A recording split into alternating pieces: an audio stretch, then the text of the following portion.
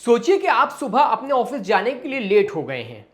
आप घर से निकले और आपने समय बचाने के लिए जल्दी से बाइक टैक्सी बुक करने के लिए फोन अपनी जेब से निकाला। जैसे ही आपने बाइक टैक्सी बुक करने की कोशिश की, आपको पता लगा कि आज से आपके शहर में बाइक टैक्सी पर पूरी तरीके से पाबंदी लगा दी गई है और हाल ही में कर्नाटक में ऐसा हुआ भी है। इस बीच बाइक टैक्सी बुक करने को लेकर एक बहुत बड़ी खबर सामने आ रही है और खबर यह है कि केंद्र सरकार ने बाइक टैक्सी को हरी झंडी दे दी है।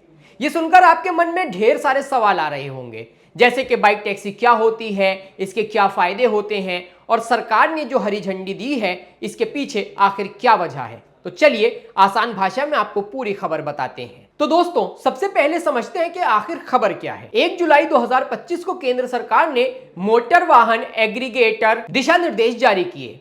आसान शब्दों में अब आप अपनी पर्सनल बाइक यानी कि जो नॉन कमर्शियल बाइक है उसे टैक्सी की तरह इस्तेमाल कर सकते हैं।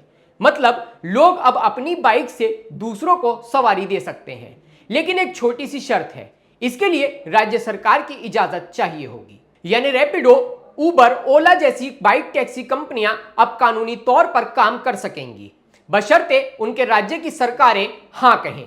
यह खबर इन कंपनियों के लिए तो राहत की बात है ही, साथ ही बाइक चलाने वालों के लिए भी बहुत बड़ी खबर है। अब आप सोच रहे होंगे कि बाइक टैक्सी से हमें क्या फायदा होगा। तो दोस्तों, सरकार का कहना है कि यह फैसला कई तरीके से आपकी जिंदगी को आसान करेगा। ट्रैफिक जाम से राहत। यह बात तो देश का हर व्यक्ति जानता है कि बाइक कार की तरह जाम में नहीं फंसती, यह आसानी से ट्रैफिक से निकल जाती है। तो जाहिर सी बात है कि शहरों में जाम की टेंशन थोड़ी कम हो सकती है, प्रदूषण कम होगा, बाइक कम पेट्रोल लेती है यानी हवा में धुआं कम फैलेगा।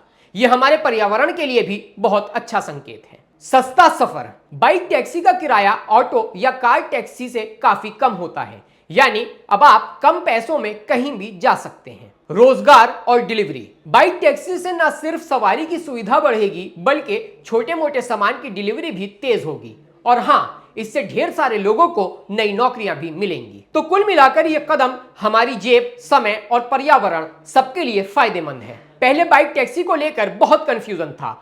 कई राज्यों में ये सेवाएं चल रही थी लेकिन कानूनी मंजूरी नहीं थी। जैसे कर्नाटक ने तो 16 जून 2025 को बाइक टैक्सी पर पूरी तरीके से बैन लगा दिया। रैपिडो, उबर और ओला जैसी कंपनियां परेशान थीं क्योंकि उन्हें बार बार कानूनी पचड़े में पड़ना पड़ रहा था। लेकिन अब केंद्र सरकार के इस नए नियम ने सारी चीजें साफ कर दी हैं।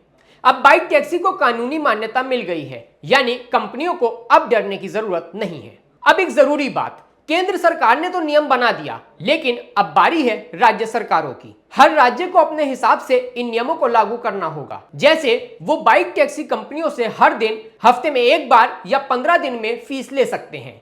तो ये सेवाएं कब शुरू होंगी, ये राज्य सरकारों पर निर्भर करता है। जब राज्य सरकारें अपने राज्यों में अधिसूचना जारी करेंगी, उसके बाद ही इस मामले पर कोई अंतिम निर्णय होगा। तब तक हमें और इंतजार करना होगा।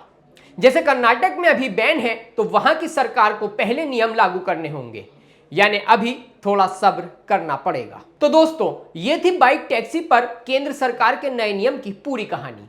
यह कदम न सिर्फ सस्ता और आसान सफर देगा बल्कि कई लोगों को कमाई का नया मौका भी देगा।